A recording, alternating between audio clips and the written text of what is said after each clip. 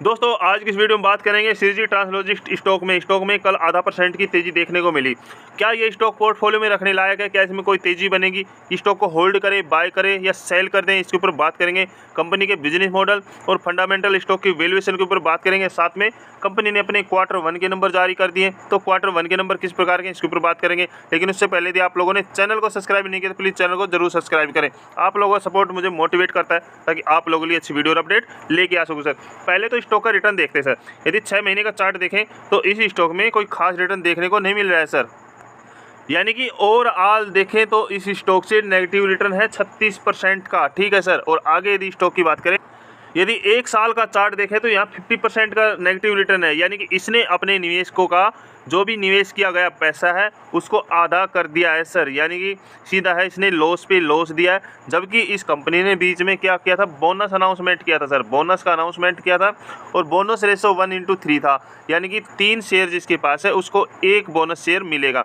और उस समय क्या था, स्टॉक में अच्छी खासी रैली आई थी, जंप आया था, पंप आया था, ठीक है। और उसके बाद क्या हुआ सर, स्टॉक में लगातार प्रॉफिट बुकिंग और स्टॉक में गिरावट ही देखने को मिली सर। लगातार स्टॉक यहाँ तक गिर रहा है, ठीक है। और अब Q1 के नंबर आ गए कंपनी के। पहले तो सर कंपनी के बारे में जान लेते, कंपनी करती क्या है सर। कंपनी ओवरऑल ये कंपनी बहुत पहले की रजिस्टर्ड है, ठीक है। कंपनी का जो काम है सर, इन्होंने साफ साफ यहाँ दे रखा है कि ये जो आयात और निर्यात कंटेनर, ठीक है, आंदोलन से लेके जो स्थानीय पार्सल डिलीवरी तक की व्यापक श्रेणी की रसद आवश्यकताओं को पूरा करता है।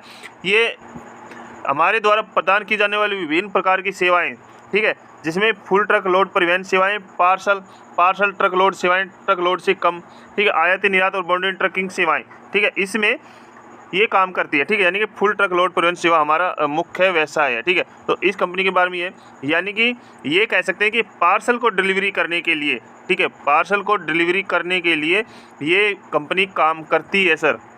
जिसमें इसका, ठीक है, जिसमें इसका क्या है कि जो भी ट्रांसशिपिंग हब के रूप में एक तरह से कार्य करती है।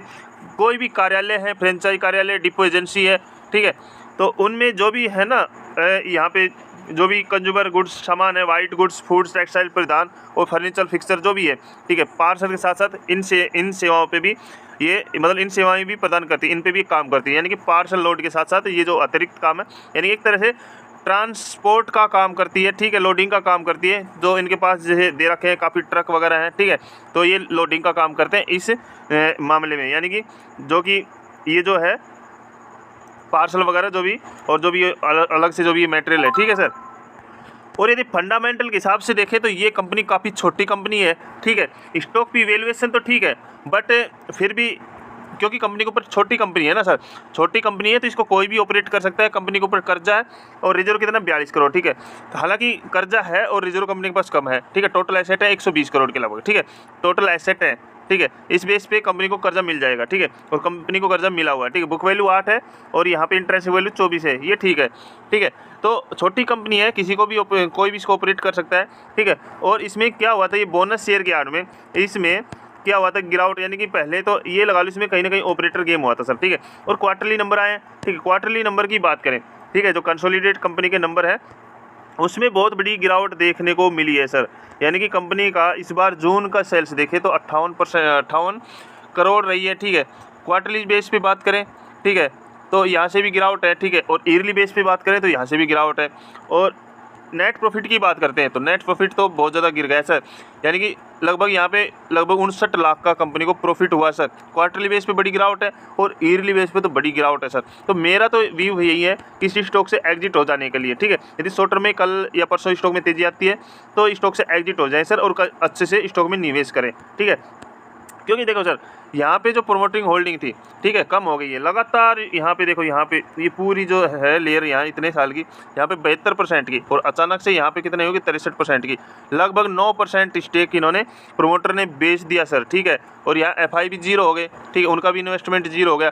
जो कंपनी ने बोनस दिया था 1:3 रेशो का, ठीक है, उसकी आड़ में उन्होंने अपना प्रॉफिट बनाया और खुद एग्जिट हो गए, अपना स्टेक यहाँ से निकाल दिया और बाकी जो भी था माल वो प्रोमोटर को, पब्लिक को चिपका दिया, ठीक है सर।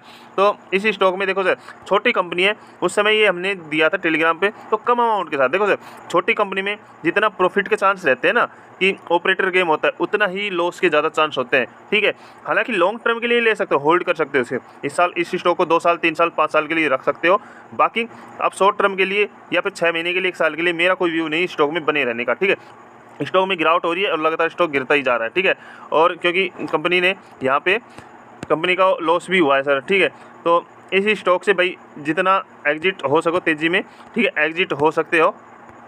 और छोटी कंपनी है, ठीक है, ऐसी कंपनी में जितना भाई निवेश, मैंने बोल दिया था कि ऐसी कंपनी में क्या है ना कि कम अमाउंट रखा करो, यानी कि उतना ही निवेश करो जितना रिस्क ले सके और लॉन्ग टर्म के लिए सर, क्योंकि जितना मैंने बताया प्रॉफिट हो सकता है उतना ही नुकसान हो सकता है। और स्टॉक में वैसा ही हो रहा है, स्टॉक लगातार गिरता ही जा रहा है, ठीक है। 1 साल से स्टॉक ने नेगेटिव रिटर्न दिया है। तो जिसके पास है ओनली भाई स्टॉक में अच्छी खासी तेजी बन जाए, कल परसों में एग्जिट हो जाओ।